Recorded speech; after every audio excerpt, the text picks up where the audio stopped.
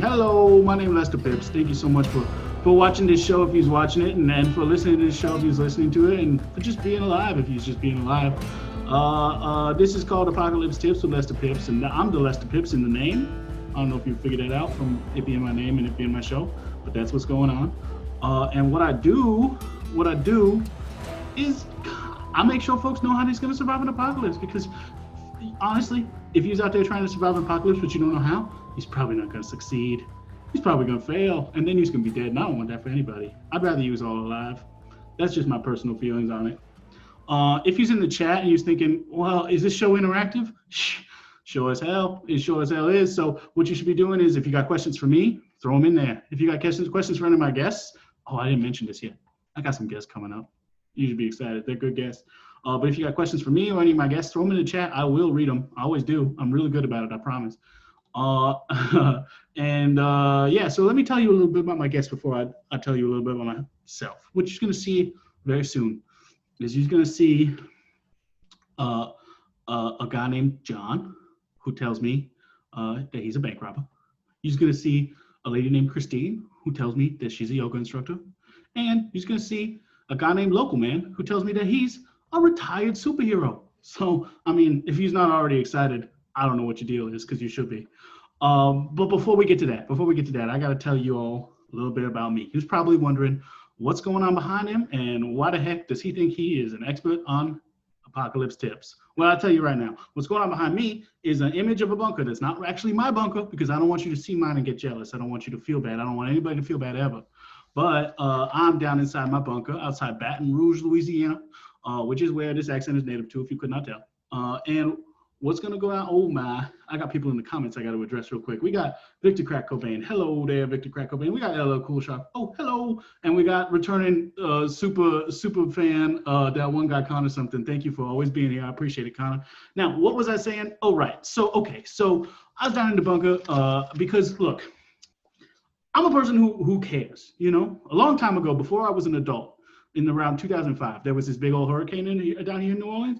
And after that, I was like, I got to make sure that from now on, I'm always prepared to not be dead. And what I was thinking about was, I don't want to just not be dead. I want to have my future provided for me in the future after an apocalypse. You know how you have to have the future in the future? That's what I'm always worried about. Where's the future in the future? Well, you might be thinking, wow, he's gone off the rails, and hey, so was I. But listen, let me get back on those rails real quick. What we're doing is we're making sure that in the future, there's everything humanity needs to survive. And the thing that humanity needs to survive most is, of course, and you can say this with me at home, Louisiana culture, because it's the best culture, okay? So I'm not gonna let Louisiana culture go by the wayside. If we have all humanity is down here in my bunker, I'm not gonna be like, we're all gonna survive, but when we get out, we're gonna be, I don't know, the state of Washington? I don't think so, So what I'm trying to make sure is that Louisiana culture is preserved as well as humans, because otherwise there's no point in having humans. So, given that is the case, obviously what I'm trying to make sure there is in the future is the one thing most representative of Louisiana, most important in Louisiana, and that is a Popeye's Louisiana kitchen pies and chicken strips, obviously. Now, Popeyes is not necessarily the greatest organization we've learned in recent weeks. We're learning a lot of things are bad in the world, okay? There's a lot of bad things, and a lot of them are worse than Popeyes, thank God, because I don't want Popeyes to be the worst, but not thank God that there are worse things than Popeyes. Honestly, I take back that thank God. Fuck you, God. But what I'm saying is, look, Popeyes isn't great. So instead of suggesting that everybody go into Popeyes, try those spicy chicken strips, try to come up with the recipe, send it to me so I can have it, I want you to get in there and I want you to steal it. I want you to steal that Popeye's chicken recipe for me, okay? I'm not leaving my bunker to do it, but if you do it out there and you send it to me, that'd be great. Before all this apocalypsing, before all these COVIDs was out there, I would go around the world trying to taste every Popeyes and trying to trick them cashiers to give me the recipe. And they would always say, no, you can't have it. That's not how this works. It's ours. It's proprietary or whatever. But I was also out there lecturing, doing my talks at wherever I could find a microphone to talk into about how he's going to survive an apocalypse. And that's how I met all these people who's going to be on the show in just a moment. Now, we're almost to the point where we get to those guests, but I do want to let you know, if you was watching last week, you know about this already. I received this letter from the Popeyes organization telling me I had to cease and desist, trying to get folks to steal the recipe. But I'm telling you right now, I'm not going to do that because that recipe is very important to me. And these Popeyes people, I'm disappointed in them. You know, I love them. I respected them. And then I find out they donated money to big old Trump boy in the White House. Oh no, that's sad. So let me tell you what, I don't want to rip this because I want to be able to show it next week, but I sure want to just rip it up. I'm gonna throw it instead. And I got a question in the chat from that one guy, Connor something.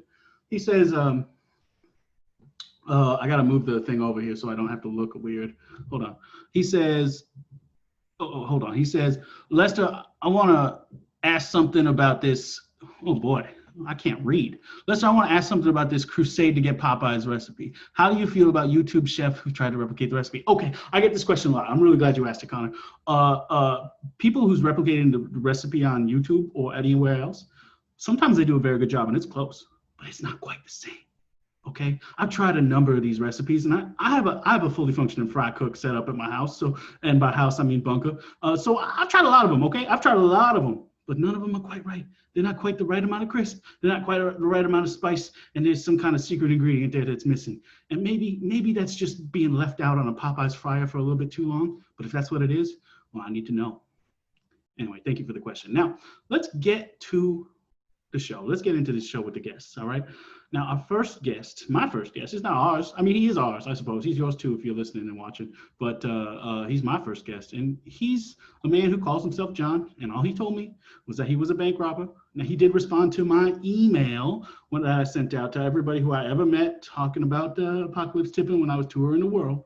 So he's definitely somebody who I know from somewhere, but I don't know who, because he just said, "Hey, I'm John, and I'm a bank robber." Anyway, John, thank you for being here. Please join us. Hey-o! How you doing, Lester? Pretty good, John. Good to see you, although I can't actually see you. Great to be here. Thanks so much for having me. I was so honored to get your email. It's just nice to hear from people. You know, I feel like there's a serious lack of connection these days. And when I saw you reached out, like, it really warmed my heart. So I just want to say thank you. Hey, yeah, you're very welcome. And I want to say thank you to you for responding to the email and saying, "Hey, I'm a bank robber. I want to be on the show." I hear your thank you. I accept your thank you. And I am grateful for your thank you. Wow. Well, you know, you're a lot kinder than most bank robbers I've run into. Because I will say the last bank robber I went into was on his way out of a bank. And he said, "Get out of the way." And then he shoved me down to the ground. He shoved you? Yeah, well, I was standing in his way. So. I am so sorry that happened to you. And I hope your next bank robbing experience is better. Well, thank you very much. I hope to never be involved in one again. But if I am, I do appreciate the idea that it would be better. It takes all kinds, doesn't it? I suppose so. I suppose it does. Now, John, tell me a little bit of. I see your name is in quotations. Is that not your real name? Is John not your real name? Oh, I'll never tell. Okay. I see what you're doing. Maybe it is. Maybe it isn't. Maybe it's John. Maybe it's not. Pretty common name. Is it common enough to not get caught? I don't know. Maybe we'll find out. I hope we won't. Hey man, I don't want you to get caught. I'll tell you that. I so far so good. You know what I mean? You know, there's some people who I think, well, you know, if they did something illegal, I would want them to get in trouble. But so far with you, you seem like a nice guy. Thank you so much. Thank you so much. And you know, there's the law and then there's the law. So I don't really feel like I'm breaking any real laws. I'm breaking a couple laws, but you know, it's really all just a matter of perspective. The FDIC is insurance for a reason. Hey, that makes sense. Now, John, what is it? How have you been handling not being able to? Well, actually, I shouldn't make any assumptions. Have you been robbing banks during quarantines? I have actually. It's an interesting thing, you know. In life, you got to kind of take the crunchy with the smooth, and so in some ways it's easier, and in some ways it's not. You know, right now it's easier to blend into a crowd when I am fleeing a bank because everyone's wearing a mask. That's true. But it used to be I just went into a bank wearing a mask and everybody knew the deal. They were like, "Oh, we're being robbed." But now everyone's wearing a mask and now I have to go over to the cashier and say, "Excuse me, I'm really sorry to bother you. I know this is inconvenient. I want to respect your time and you as an individual, but I am in fact going to rob you. We'll be over this quickly. Don't worry, you're not in any danger and I'll be out of here in just a second." You know, which is a lot to say when it used to just be the mask did all the talking. So you can kind of see the predicament I'm in. I can, yeah. I mean, I imagine that gives more time for them polices to show up and try to stop you.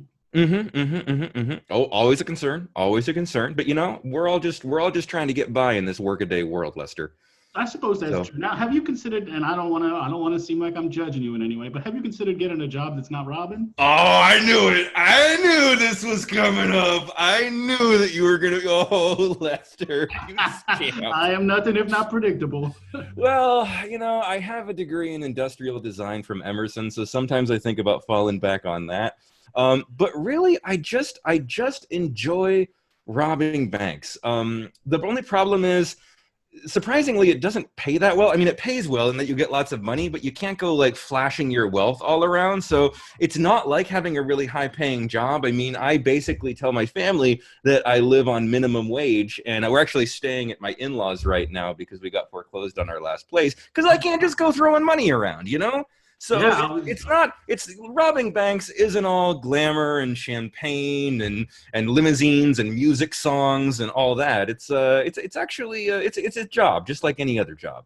wow. I'm so sorry to hear that it's not all music songs. I wish it was. I love a good music song, let me tell you. Now, it does seem like, I mean, I was going to say it looks like the place you're in is very nice, but I got to ask you, I mean, how's the foreclosure process going? I mean, that sounds terrible. Yeah, no, it's foreclosure is everything that you think it's going to be, But no, it's a nice setup. My wife's parents are doing pretty well, so we've got the kids and we're staying here at her place. So it's going all right. It's nice to be around family. It's nice to connect with people that you love and you haven't seen, even if it's not in the best of circumstances. We're having a game night like 4 nights a week. The kids love it. Kids That's nice. love it. Yeah, it's good to be connected with family. I wish I could be with mine, but my wife says we're separated. So. Oh, I'm so sorry to hear that. Oh yeah, thank you. How long's it been? Well, let's see. It was 2 years prior to COVID, so I think around 7 years. Okay. All right. I don't want to question your math. You have the right to your math just like anyone else. So yeah, I'm gonna agree. That was just a joke about how long the COVID feels like. Oh, Lester! Lester! I was just joking. Oh my God! If I knew it was gonna be this fun, I would have reached out a long time ago. Oh well, that's very nice of you. That's very nice of you. Now I do have a couple of comments in the chat. LL Cool Shop says, "I like John. He seems mysterious." Ooh, thank you. What was it? LL Cool Shop. LL Cool Sean. Oh, like LL Cool J, the musicer. I like that. That's a good kind of homage. Sure, yeah. I mean, and LL Cool J, of course, has very good music songs. Now, there's another comment here, which, actually, LL Cool Shop says that they were named after him. LL Cool J was named after LL Cool Sean? LL Cool Scharf was named after LL Cool J. Oh, wow. So not a coincidence. Interesting. Not a coincidence in the slightest, it seems. A namesake. That's fun. I always wanted a namesake, but instead I just got the name Lester from my grandpa. Now, so he's your namesake, but you could be someone else's namesake someday. That'd be cool. Yeah. Maybe one of my kids is named Lester. I'll never tell. Easy to track me down if you got my information. No, well, if one of your kids is named Lester, you just blink twice. I'll assume you didn't. Okay. Question for John from that one guy, Connor something. He says, is there any association or society of bank robbers? Would like to know how many of them are as positive as he is. Have you heard, what was it, Connor? That one guy, Connor something. That one guy, Connor. Have you heard of the dark web? Well, I'm going to answer for him because he can't talk to you directly. So. Okay. I see. So yes. So I understand that there is. I do not understand how the internet works. So I have heard that there is an association somewhere on the dark web, but I have not actually been able to connect with them, which is too bad because I love people. Oh well, yeah. I'm sorry to hear that. I mean, it sounds like you could get on there and find some support, maybe people to rob banks with. Oh, I work alone. So it's a one-person operation. They say if you partner with someone else to rob a bank, the odds of them robbing your bank go up exponentially. So no one knows what I do. No one knows who I am. I'm not really looking for a partner in crime so much as I'm looking for a partner in friendship. I see. Okay. Well, hey, you got one over here. I'll tell you that much. Now. So what is it like when you're robbing a bank by yourself? You go in there, you feel you tell people, hey, this is what I'm doing, I'm robbing. But then how do you handle the security guards at the door when you like in bank robbing movies? There's always the like, okay, I'm the bag man, I'm the gun man, I'm the driver man. Sometimes there's even women involved, which is, I mean, that's great, progressive. But how do you handle it being all by yourself? You know, I kill them with kindness. I Oh, go in, and the first thing I do, I'm wearing the mask, and the first thing I do is I walk up to the security guard. I find something sincere and genuine to compliment them on, because that's one of the rules of how to win friends and influence people. You find when there's praise to dole it out honestly. So I find something genuine about them to compliment, and then I strike up a little conversation. We chat for a minute or two, and then I put on the mask. And then they know what's going on. But by that point, they've formed a personal connection. And as such, it's a ah, lot harder to turn someone in once you have a built-up rapport with them. So it's really just a matter of it's all smiles go miles, my friend. Smiles will take you miles. wow. Well, that's catchy. I hope it's always true for you. Now, have you ever been in a situation where you found out that, maybe even though you smiled at a guard, he or she still wanted to arrest you? Just once. Yes, Oh, wow. once that happened. Let's call him John. So me and John, once we had this little connection, and I put the mask on, and he found out what was going on. He tried to capture me. Uh-oh. So I ended up having to flee. I was not able to rob that bank. And what I did after that is I found out where he lived. I wrote him a very nice letter explaining the situation. Boom, we've been pen pals for 5 years. Wow, that's crazy. And not once did he use that pen pal relationship to try to get you arrested? Lester, a pen pal relationship is a sacred thing. You're right. You're right. I don't know what I was thinking. I have a pen pal up in Minnesota, so Do you? follow. Oh, so Yeah, then you yeah. understand. The art of correspondence is pretty much dead, and anything we can do to resurrect it is just a wonderful thing. If you send me an email, Lester, I might read that email, I'll discard it, I'll never think of it again. If you write me a handwritten note on a nice piece of stationery, put some thought into it, I'm going to keep that in a drawer or in my files for the rest of my life. That's not just a correspondence anymore, that's a keepsake. That's the power of correspondence and the power of a pen pal. That's very true. That's powerful. I will say with my pen pal, it's more of a situation where she won't stop sending me letters and trying to get me to eat her ferrets. She was a previous guest on the show. This is a very inside baseball joke. Okay. Is that a metaphor, or is that her actual ferrets? Oh no, she got actual ferrets. Okay. Yeah. Interesting. They're fun little critters, aren't they? I suppose so. I never liked a ferret until I was watching The Legend of Korra recently, because when you're inside, you got to find something to watch. That's And right. on The Legend of Korra, there's this cute little fire ferret, and I forgot his Pico? No, I forget his name, but he's always around. If you fans of The Legend of Korra in the chat, you can correct me. I'll tell you, if it wasn't for Disney Plus, I might be going insane right now. I get you. I don't have the Disney Plus, but I got most others. Now, John, I'm curious. You say you were an industrial engineer in school. You got a master's degree in Industrial designer. industrial designer. Excuse me. Well, LL Cool Sharp says a couple things in the chat. I gotta just point out to you, just so you know. Hi, good to see you again. In response to you saying that something about how you make friends. I forget exactly what she said. They said, I'm pretending not to know who this is. I know who it is. It's Lauren Scharf. She says, this is why I never made friends. And then in response to Disney Plus, she says, I'm very into DP.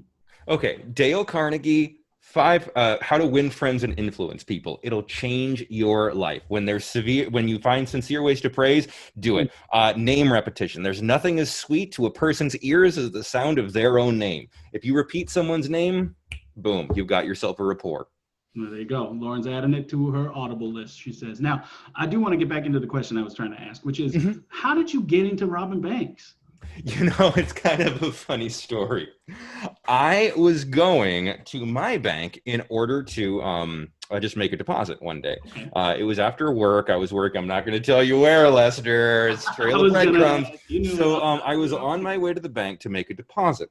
And it was a few days before Halloween. And I was like, ooh, I'm going to go this year as a ninja. Because I just seen that movie, Three Ninjas. Remember that movie with the 3 kids that they go fight crime? Oh, yeah, classic kids movie. And I was like, ooh, this will be fun. I was about 22 years old. It was still into kids movies. Still am. Dirty little secret. Don't tell anybody. My guilty pleasure. I thought your guilty pleasure was robbing banks. So, oh, no. Well, never trust anyone without at least one vice. So I happened to pass by a costume store and see this ninja costume. I was like, oh, I'm gonna put that on. And so I go into the bank and I'm expecting them to be like, oh, cool ninja's costume. Did you see Three Ninjas on TNT last night? And I would be like, yes, I did. It was on right before the Shawshank Redemption. But instead, they just gave me a bag full of money. Whoa. And I thought, what? Are you serious right now?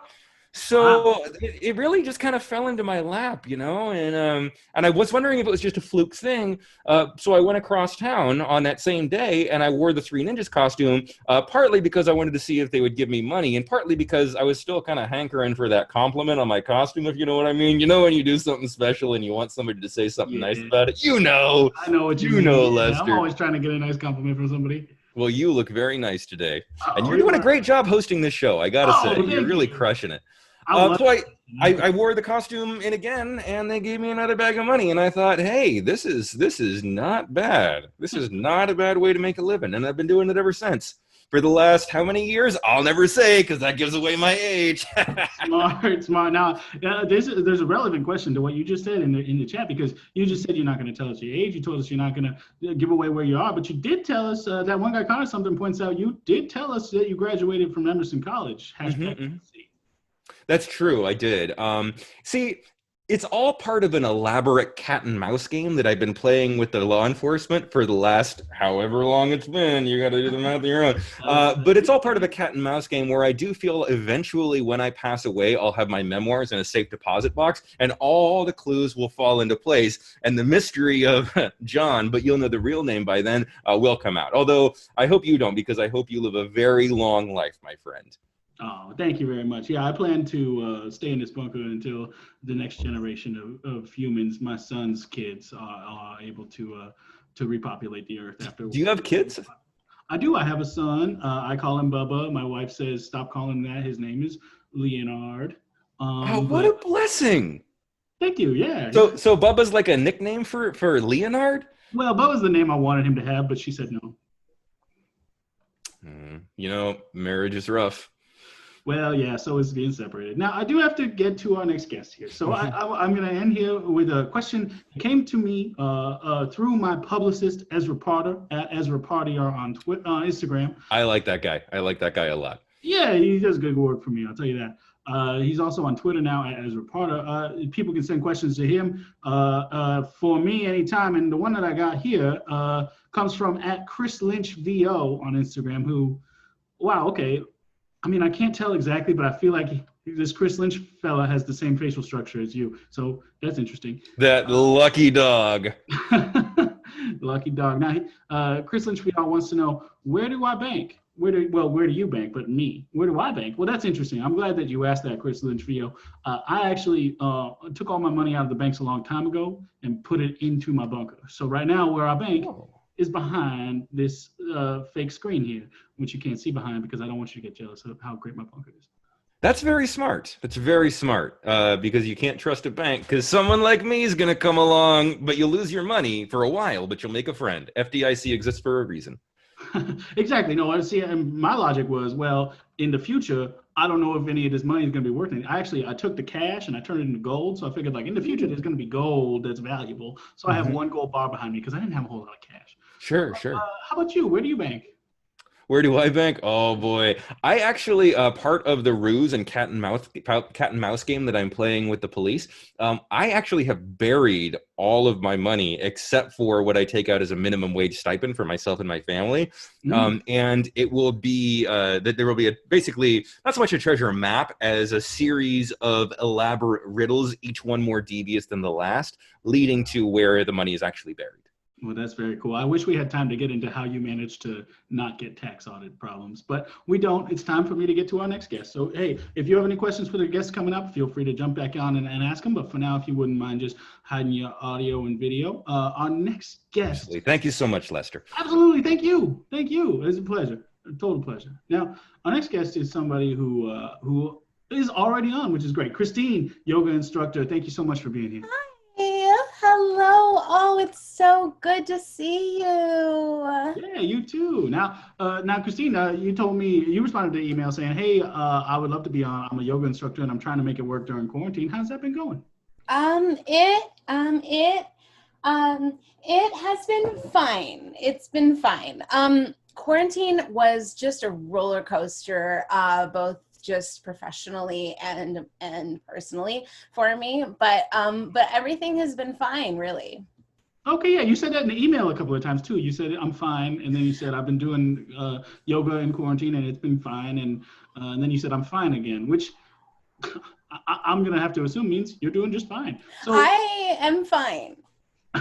well, so tell me a little bit about what you was up to before the quarantine. You was yoga instructing. You have a big studio or a Yes. small class? What was your life Um, like? I actually was the co-owner of a yoga studio on Ventura in Studio City. I Wow. say was I was co-owner with my boyfriend, with my ex-boyfriend. Okay. Not everything survives quarantine, and two of the things that didn't were my business and my relationship. But we just went on two different paths, Hmm. both me and Joshua, and me and our yoga studio, and that's fine.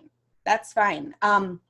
There's not a new tenant yet, so the landlord did say I could sleep here. So Oh, wow. that is such a silver lining. I think that is, I'm truly blessed.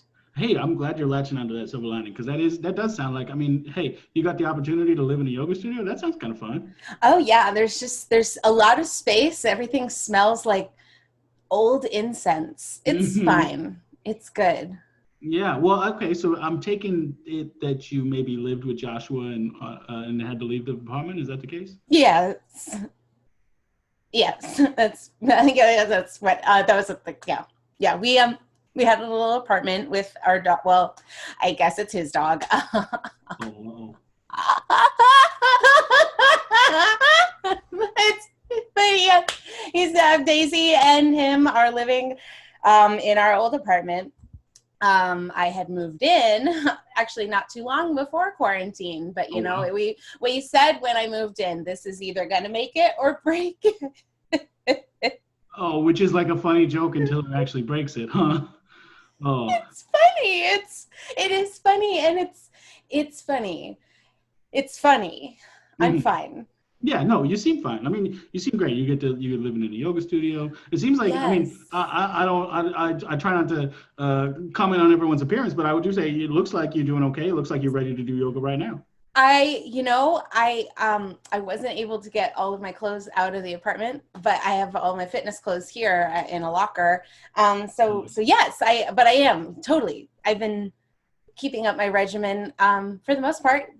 I like to start every morning with a good solid half-hour flow. That's just like the only thing keeping me sane these days, you know? Mhm. You know. Sure. I mean, yeah, for me, I'll say this. My routine physically in quarantine has been not a whole lot of exercise. I'll tell you that. So it seems like in one way, you're doing a lot better than me. Oh, thank you. Thank you. That means so much to me. That means so much. You have no idea. That means a lot. That means a lot. Thank you. Yeah, hey, you're welcome. I didn't expect it to mean that much, but I'm glad it meant something. Now, do you have, a lot of people is trying to make sure that they stay connected to their friends when they're in quarantine, and that's helpful to some folks. Are you doing that? Yeah. I do my Zoom yoga classes. There has been a bit of a drop off, Sure, yeah, it's hard for but people. in a way that gives me a bigger chance to connect with people more like one-on-one, Hmm. which was an advantage I had in the before times, because I could be in contact with people and reach out and touch them and have them hugs. It was a very personal experience in the before times, but yeah, no, it's been 4 months since I had a hug or felt the touch of a human being. Oh. Yeah, no, I mean, hey, me too. You find yourself in quarantine. I did get a visit from the woman who I mentioned earlier, the pen pal from Minnesota. She came to the door, and I had to say, no, you got to go. You're not welcome here. But so she tried to touch me, but other than that, I haven't been touched either. I get it. It's weird when you're feeling like, one of the things that made me feel human was being touched by other humans, and now, not happening. Oh, that's okay. Oh no, I was trying to commiserate, and it turns out I've just miserated. I think miserated is the term for when you make somebody feel bad. Fine. It's fine. I'm gonna breathe. I'm gonna do my breathing, and it's gonna be fine. I'm gonna be fine. But you've been there. You've been through this with you mentioned you had a wife. Yeah, yeah. No, I've been through this. You're absolutely right. And for my situation is, we was living together. I said, I'm going to build a bunker in the backyard, dig a hole, live down there. And she said, I don't want to do that. And I said, okay, well, we'll do like long distance from backyard to main house. And then eventually she was like, you got to stop being obsessed with the apocalypse. It's not going to happen. Move back in or we're done. Which, I mean, nobody likes an ultimatum. Nobody likes an ultimatum. No, that's so toxic. That's really toxic that she did that to you. Yeah. I mean, Joshua did a very similar thing because I guess he was dating someone else. I don't know, on and off. And I don't know. So was this a situation where like you two mutually agreed upon having an open relationship? Or was this a situation where this is a cheating bastard who went behind your back? I wouldn't use that language, but let's just say yes, more of the latter. More of the fucking latter. Yeah, that's what I thought. Now listen, I got a message out to all the fellas who's watching. If you got a lady who likes you, what the hell is you doing making her not like you? What the hell is that about? I mean, come on, oh man. Listen, Christine, I'll tell you one thing, okay? I'll tell you one thing that I've learned in all my years of living underground. And that is when you go up above ground, you meet somebody new, that's an opportunity for a whole new start. And you're gonna meet somebody new because that's the whole world. The whole world's out there trying to meet people, You're gonna be okay. Oh, thank you. Thank you, Lester, so much. And let me tell you something. If you ever need a link for one of my classes, you got it. Like anyone, I've got C2, I've got HPF, I've got Bikram. Well, we can't technically call it Bikram because he got into trouble too. Men ruin everything. Oh, I didn't know about that, but I guess I'm not really connected to the yoga world, so that makes sense. I didn't know. It's okay. He's like serial rapist and possibly a pedophile. Oh shit, Bikram, you bad dude. Listen, if I got something to say to all the men out there. If you're Bikram or you think you want to be like Bikram, don't do it. Don't be that guy. Don't be raping. Yeah. I guess that's my note. That's a good note. That's a great note. I always tell my class, you decide who you're going to be when you leave this mat. And I guess Joshua decided he was going to be a fucking asshole. Damn. Well, look, if this is an area of conversation that makes you feel worse, then feel free to say, no, I don't want to do this. But what was it that you even liked about this guy, Joshua? He was funny. Mm-hmm. That's about it. He's not even like attractive. I mean, he's like fit. Sure. But you know how they've got butter face? He was a butt his face. Oh, dang. Yeah, butt for a face? Sure. Okay, that's just a little joke because I was feeling like this is getting real sad. But let me say this. The reason I asked what you liked about him is because I was going to follow it up with something more important, which is what you like about you. I like that I'm organized. Okay, I like that's great. I like that I always know when birthdays are coming up. Okay, that's kind of the same as the first one, but very great. And I really like Flamin' Hot Cheetos. I know that's not a thing about me, but it makes me feel better when I eat them. That's fantastic. That's fantastic. Those are three great things. And let me tell you what, there's somebody out there who's looking for a yoga instructor who likes Flamin' Hot Cheetos, never forgets a birthday, and knows how a calendar works. So you're going to be with somebody in the future. I tell you that right now.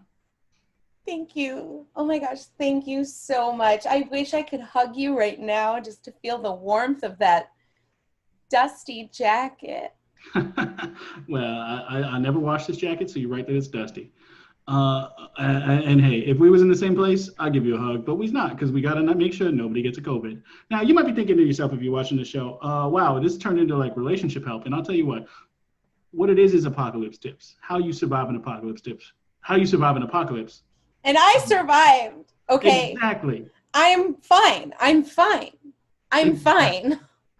Making You yourself guys. feel good, making yourself whole inside emotionally, that's part of surviving an apocalypse. So this is extremely relevant. Now, I have a question for you in the chat, Christine, from that one guy, kind of something. He wants to know, he says, I've learned that working from home is kind of stressful. Can you recommend any yoga poses that provide relief faster than others?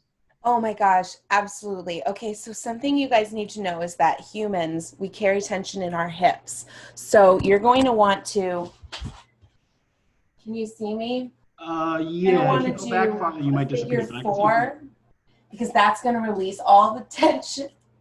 That's going to release all the tension in your. Uh-huh.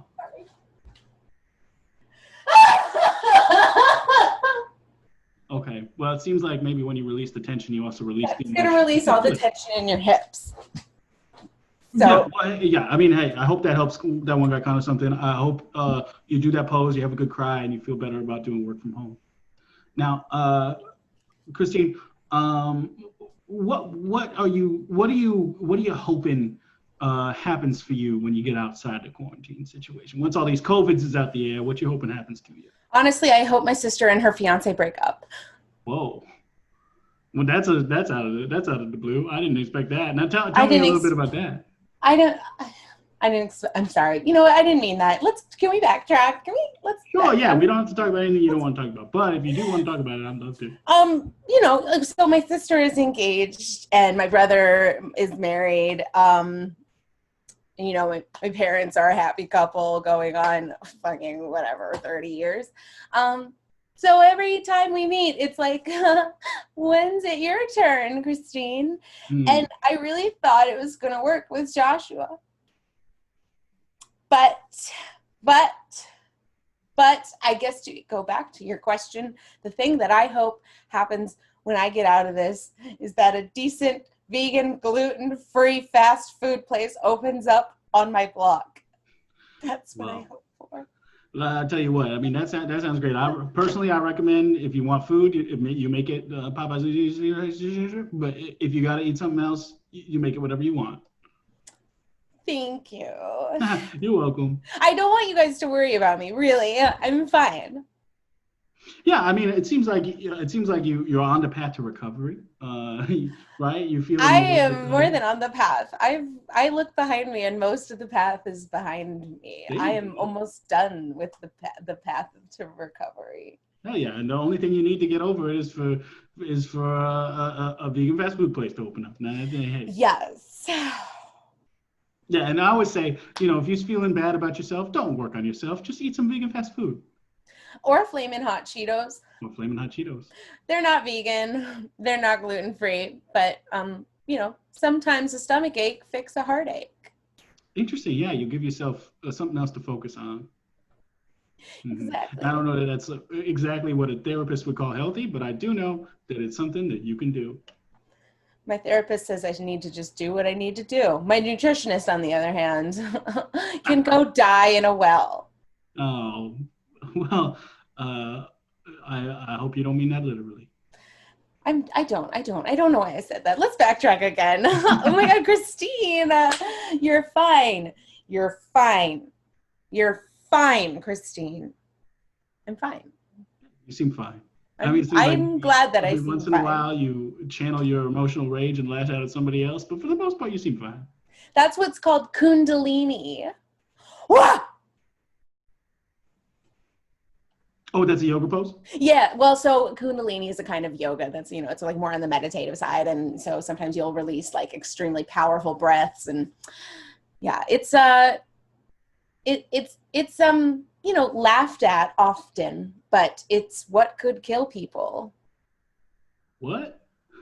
What you mean it could kill people? It takes a lot of energy sometimes to expel these breaths from your body. And let's move on. Okay, sure, we can move on. Okay, yeah, no, that's fine. We don't have to stay here. Now, I do have a question for you coming from that one guy con or something who wants to know, Christina, have you considered a foster pet? You seem like you'd be a good foster parent. Thank you. Oh my gosh. No, I hadn't thought of that before now. I miss Daisy. Oh, I miss yeah, Daisy almost as much as I miss Joshua. You know what? No, I miss Daisy more than Joshua because There you go. Daisy didn't break my heart. Exactly. Joshua's cheating on you. He doesn't deserve your missing him. But that dog, I mean, that dog, hey. Now Kendra gets to play with Daisy. Oh, Kendra, boy. You know, the names is always Kendra, isn't it? Fucking Kendra! Well, Christine, you know, I wish that I was a licensed therapist and we had time to get into everything and get you feeling It's fine. 100% better. It's fine. I'm fine. Right. No, I know. Yeah. No, you're fine. Yeah. Yeah. Yeah. Yeah. But we do have to get on to our next guest. So Okay. I have a question coming to me through my publicist at Ezra Potter on Instagram, at Ezra Potter on Twitter. This one comes to me through him from at LL Cool Scharf on all the things as well, who has been in the chat. Very, very good of her to do Yeah, that. I heard about her too. Mm-hmm. Yeah, we talked to her earlier, and then I'm looking at her picture, and it looks kind of like if you wasn't wearing headphones and was wearing a whole shirt. Oh, That's interesting. that is really interesting. LL Cool Sharp asks, if you could change one thing about your favorite movie, what would it be? Ooh, this is a good question. Now, my favorite movie is Remember the Titans, the classic football film. But I always thought, boy, if instead of it being the Titans, it was Remember the Tigers, and it was about the LSU football Tigers, well, I mean, that would be a perfect film. That's for me, anyway. What about you? You have a favorite movie? Oh my God, my favorite movie would have to be Legally Blonde. Okay. And if I could change one thing,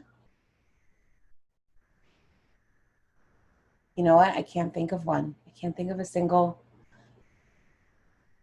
I guess I would make her sorority sisters like a little less dumb. That's probably good, yeah, because one of the things that I remember about that movie was thinking, this is playing with a lot of stereotypes in a way I don't really feel comfortable with. But Elle breaks through them, and that's what makes her so special. And she's able to look Warner in the face and say, if I want to get into a law firm by the time I'm 30, I need to marry someone who's not such a total bonehead. There you go. Hey, take something from Elle.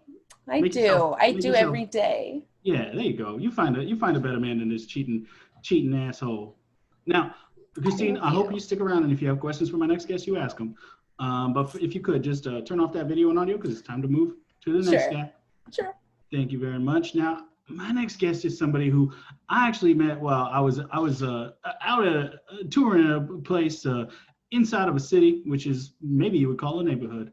And, well, he was a local neighborhood superhero at the time, and he has since retired. His name is Local Man, and I'm very excited to have him on the show. Local Man, thank you for being here.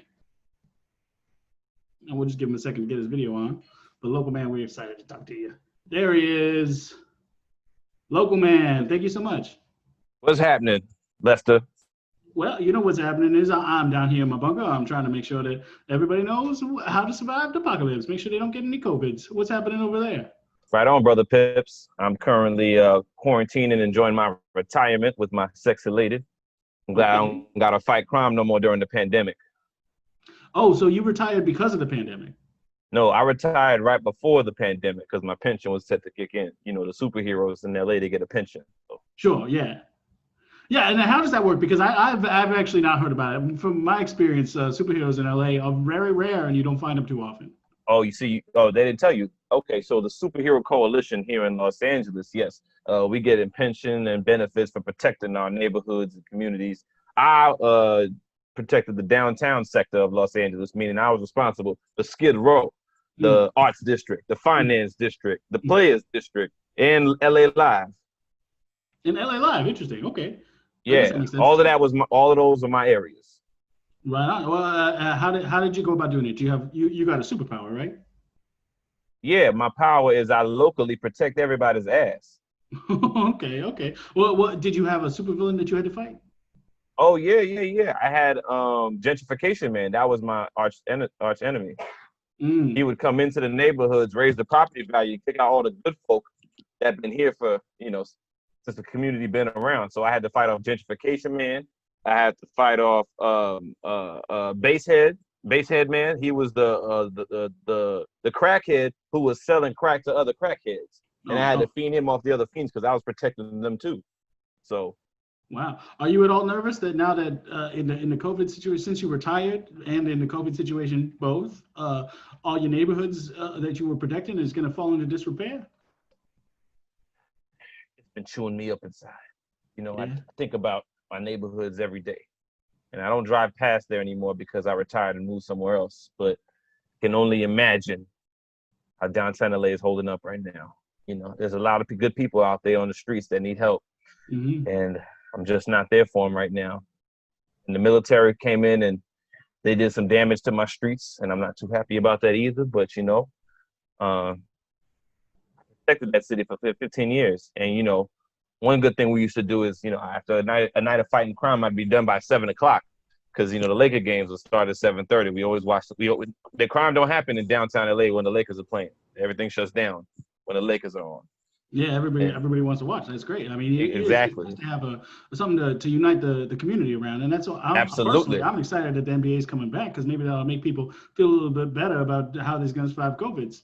Yeah, well, hopefully in downtown they'll get the TVs on, so everybody who might be doing crime or might be trying to hurt somebody can just stop and watch the game through the mirror at some bar or some shit. But sure, it's all I can ask for at this point. Yeah, I mean that makes sense. Now, tell me a little bit about what your quarantine situation is. You said you were your sexy lady, which is great. Yes. Are you in a bunker? When you're retired, you get a sexy lady and a pension. Oh, the sexy lady is given to you by the city? Yes. The city gives you a sexy lady and a pension. That feels problematic. But hey, whatever they got to do to keep their superheroes happy. That's what I always say. I mean, blood, sweat, and tears for 10 years. You got to give me something to go off right.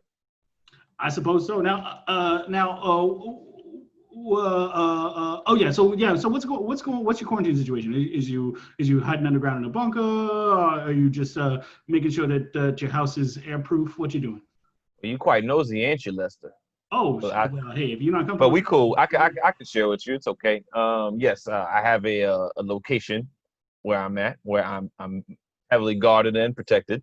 I still train and work out. You still got to stay in shape. You can't just fall off the cliff like some of these other, LA heroes out here who just give up on their diet, give up on their health. So I'm still fit. I train. When I was protecting the streets of downtown, I used to ride the moped. Now I ride my bike. It's a little less taxing on the legs.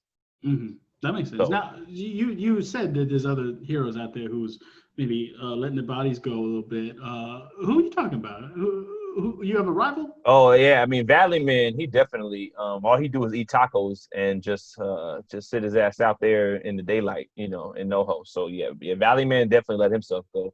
I just spoke to the beach guy. Beach guy, he protects all the beaches from Santa Monica to Malibu, Venice. He's definitely been eating lots of nasty foods and not exercising. He let himself go too.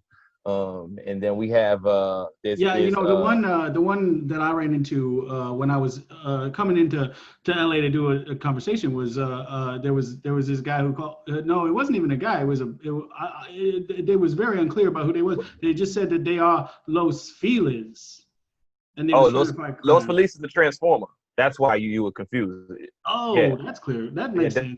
Yeah, he just identifies as it. He's not a he or a she. It's just a thing. That's right. Yeah, I did forget that when I met Los Feliz, they had just transformed from being a car to being a person. So I should have transformed. Yes, it's very tricky. Yeah.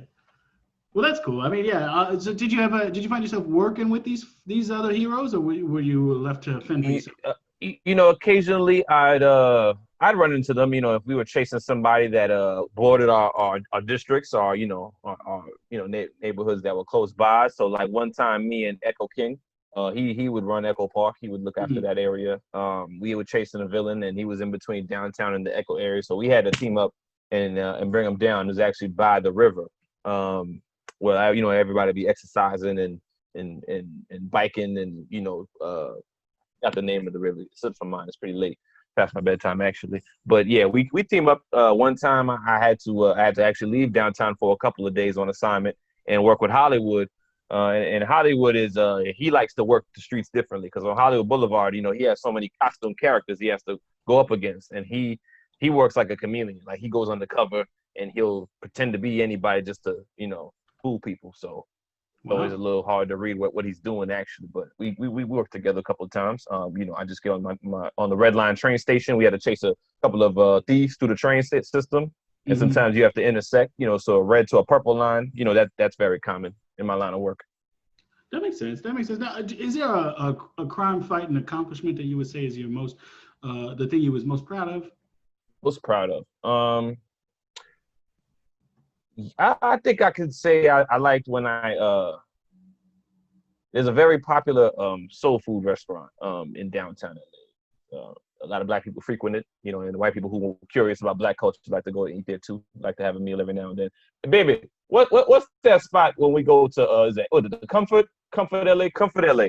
Oh, so sure. they have a lot of activity around Comfort LA, and I happened to stop six guys at the same night from ruining LA Comfort, which is a spot, is a haven to the community. But I stopped 6 men by myself, using my magical strings here from the rag, string rag, took them out, and they. So when I asked earlier about whether you had magic, any superpowers, it's in the do rag. I'm sorry, I forgot to answer that question. Yes, the strings in my do rag acts as my powers. They can act like lashes. They can work like straight line swords. Sometimes they can shoot bullets, rubber bullets. Wow, so people. Your do-rag is in a way a lot like the Green Lantern's ring and Wonder Woman's lasso combined. Very much so. Yes. Just one little pull, and then usually a weapon will appear in my hands. So just as long as I, activate the pull power. Usually, and then you get whatever you need. That's a nice tool. It's very random. Most of the time, they bless me with something to take down the bad guys with. Oh, so you don't have control over what comes out. It's just whatever. Whatever the do-rag feel is necessary is what they'll give me. Wow, so it kind of has a mind of its own, a little bit like the cape. Magic rag. Doctor Strange. That's cool. Exactly. Wow, that's cool. You ever been on a situation where you're like, man, I really hope that when I pull on the rag, I'm gonna get a pair of handcuffs so I can lock this person up. But instead find something that you weren't expecting. Well, I never really had to use handcuffs bringing down criminals, because basically when I whoop somebody's ass, I put my foot on their neck and they don't really ever leave that spot. Then I'll call the cops. I'll usually get the iPhone that I have that communicates to the police, and usually my boot can hold on their neck until the cops come. So the cuffs are never really necessary unless I'm chasing down multiples. Then I need to sometimes zip lock them, but that's for another. Sure. Yeah. No. Okay. So recently, there's been a situation where there was a boot on the neck that didn't go so well. I don't want to put you in a weird spot here, but you never accidentally, you never left a knee on somebody's neck for too long, did you? Oh no. All you need is about 30 seconds and then end the song after that. Oh yeah, that's simple. Yeah. Yeah. I'm not a savage, brother. Mr. Pipps, let's get it twisted. I take down criminals, but I have a code too, and the code is, you don't put the foot on the neck for more than 30 seconds. You don't go 9 minutes. And that seems like just basic human, like everyone should know that. Yeah, human decency. Huh. Even superheroes, we have a decency we follow. Yeah, very good. Now, you ever fight crime, Lester? Say again? Have you ever fight crime before? Did you ever have a superhero interest, or even local hero interest? I never had superhero interest specifically. I would say when I was the video coordinator for the LSU Football Tigers, I considered myself fighting crime when I made sure that I was locking down the situation, making sure my defensive lineman knew how to beat the offensive line of, say, Alabama or some other evil institution. But you know how to run coordinated attacks. I see. That's true, yeah. But I haven't been doing that since 2005. And at that point, I decided, well, I'm not going to go into crime fighting, but I am going to protect the world. I'm going into apocalypse fighting. And if it does come to pass that the X-Men supervillain Apocalypse comes to the Earth, well, I will crime fight him. Right on. Now, I have a question for you in the chat. That one guy, Connor something, wants to know. He says, I'm a political science nerd, and I have a super wonky question for local man. How are superhero pensions and sexy ladies financed by the city? Is it a special tax, or is it funded by civil forfeiture of villains' cash and other assets? I go with the first one. The first one? Oh, it's a special tax? Yeah. Cool. Just that simple. Well, that's great. Now, so simple. That's fantastic. Now we are almost out of time here on the show, so it's time for me to go to my Instagram publicist, Ezra Potter, also at Ezra Potter on Twitter.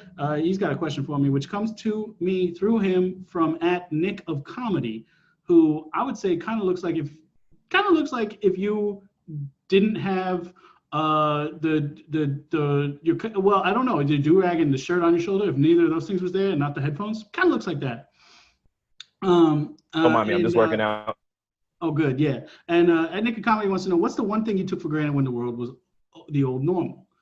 Wow, well, I mean, I'll say for me, the ability to talk to my son was something But that's just me. How about you, local man? You ever take anything for granted before the COVID situations? Not taking flying lessons. Damn. Yeah. Would have been nice to fly. Compton man, he was always fly, and he knew how to fly. And he used to told me, hey, if you you want to learn how to add flight to your arsenal, I could work with you. And I was just feeling myself, and I was holding shit down in downtown, and I hadn't messed up. I didn't feel I needed to fly. I got the train, I got the moped, I got my bike, I got my natural foot speed. What I need to fly for? So I wish I would have learned how to fly. I wish that for you too. I mean, flying sounds very fun. Yeah. Flying Probably. would have been fun. That was some ego trip. Yeah. Well, hey, I hope that if you ever run into Compton man post COVIDs, you are still able to learn flying from him. Me too. Well, that's great. Now, real quick, I'd like to get everybody back on here because there's a very important question in the chat that involves both you and John, and that's from that one guy, Connor something, wants to know, local man John, you two ever encounter each other when you was out there doing your thing? Did I ever cross paths with John? Mm-hmm. Yeah, I remember you. How are you? Don't play nice with me, John. You lucky I'm retired. Otherwise, I would bring your ass down right here, right now. I know. Snatch you through the Zoom. Oh my gosh, that was very good. That was very quick. Very elusive of you. Your reflexes are still good. I bet you'll get me one of these days. I bet you'll get me. I'm retired, so I ain't getting nobody. Oh my gosh. You escaped my grip. It's up for another hero to take you down. I'll tell you what, I guess it's a draw. What do you say we go down to Chipotle one of these days when things reopen? We shoot the breeze and talk about old times. Only if you don't steal the chips. Can I come? Is that weird? Absolutely. I've been craving Chipotle so much. You have no idea. Their chicken burritos are unlike anything else. You know, absolutely have a chicken burrito on me. Because of what you were saying, why don't we go to Monty's, local man? That vegan place. Monty's the vegan place? Fucking forget the vegan place. They are not Chipotle. I mean, have you even tried Chipotle? It's so good. You can't beat it. I tried to go full vegetarian like a couple years ago, and that was what broke it. Chipotle. Wow. Well, there you have it, folks. All three of my guests today is going to meet up once the COVID is over, eat some chicken burritos, trade stories. It's going to be nice. It looks like two of them are working out. One of them doing his thing, and that's great. Now, if you're listening to this still, what I want to say is thank you for doing that. I also want to say thank you to all my guests. You should check out @Nick of Comedy, @Chris Lynch VO, and @LL Cool Scharf on all the places where you follow people that have @ in their names. And thank you to the Peck Theater for letting us continue to do this show on here, making sure the message gets out there. And yeah, let me just say this. If you're not quarantining now, you probably should be. Make sure you survive. Okay, now's where I sign off.